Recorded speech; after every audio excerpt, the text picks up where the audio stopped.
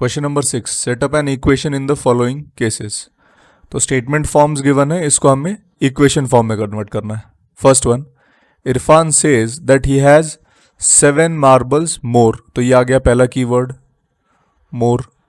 इसमें आपको कीवर्ड्स निकालने। 7 मार्बल्स मोर, किससे ज्यादा? मोर देन 5 टाइम्स, ये दूसरा कीवर्ड आ गया times, 5 times the marbles Parmeet has. Irfan has 37 marbles. Take M to be the number of Parmeet's marbles. M क्या है? Number of marbles with Parmeet. Parmeet के पास कितने मार्बल्स हैं? M. उसका 5 टाइम्स परमीत हैज, तो ये हो जाएगा 5 into M. Then 7 marbles more, तो इसमें 7 ज्यादा होने चाहिए। तो या तो इसको लिख सकते हैं 7 + 5M या फिर 5M + 7, दोनों सेम है। तो ये क्या हो गए? ये हो गए टोटल मार्बल्स। किसके साथ है ये टोटल मार्बल्स? ये हैं इरफान के साथ।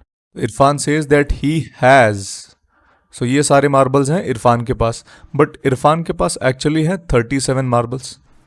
तो ये जो है 7 + 5M should be same as 37। Next one, Lakshmi's father is 49 years old. He is 4 years older. Older मतलब क्या है? एज बड़ी होनी चाहिए। तो एडिशन या subtraction? It has to be addition. 4 years older, 4 साल ज्यादा। किससे ज्यादा? 3 times Lakshmi's age. Take Lakshmi's age to be Y years. तो लक्ष्मी की एज अगर हम Y लेते हैं तो उसमें 3 टाइम्स, सो क्या हो जाएगा वो? 3 times Lakshmi's age, that is 3 times Y. उसमें क्या है? उसमें 4 साल बढ़ा दो, दैट इज 4 years greater. ये हो गई एज किसकी? फादर की, 3Y + 4. बट एक्चुअली फादर की एज तो गिवन है, दैट इज 49. तो हमारा जो एक्सप्रेशन है it should be 49. Third one, the teacher tells the class that the highest marks obtained by a student in her class is twice. Highest student के marks कितने हैं? Twice the lowest marks + 7. Twice का मतलब होता है 2 times. Bracket में given है take the lowest score to be L. Highest marks will be equal to twice the lowest marks + 7. Twice का मतलब होता है 2 times. 2 times of what?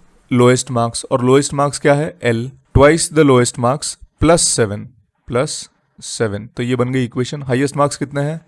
87 = 2 times L + 7. ये बन गई equation. Fourth one, in an isosceles triangle. Isosceles triangle में क्या special होता है? उसमें 2 साइड्स इक्वल होती हैं, that is called as an isosceles triangle. The vertex is twice their base angle. Let's see an isosceles triangle first. तो isosceles triangle में क्या होता है?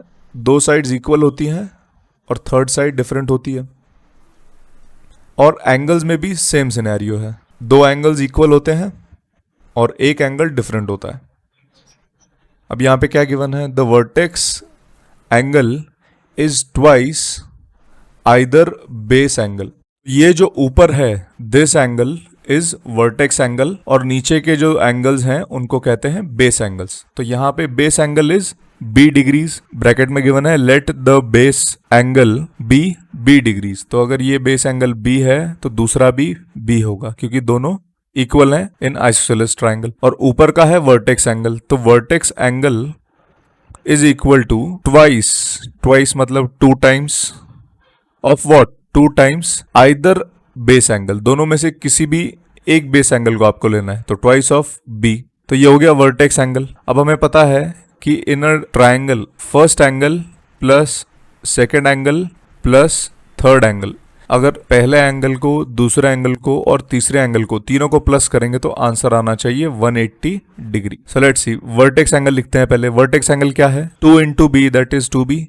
नेक्स्ट है B और नेक्स्ट है B। तो ये हो गए तीनों एंगल, बेस एंगल B और vertex angle 2B। So equation हो गई 2B + B + B। कितने B हो गए? ये सारे ऐड हो रहे हैं तो 2, 3 और 4। 4B = 180 degree. ये बन गई इक्वेशन।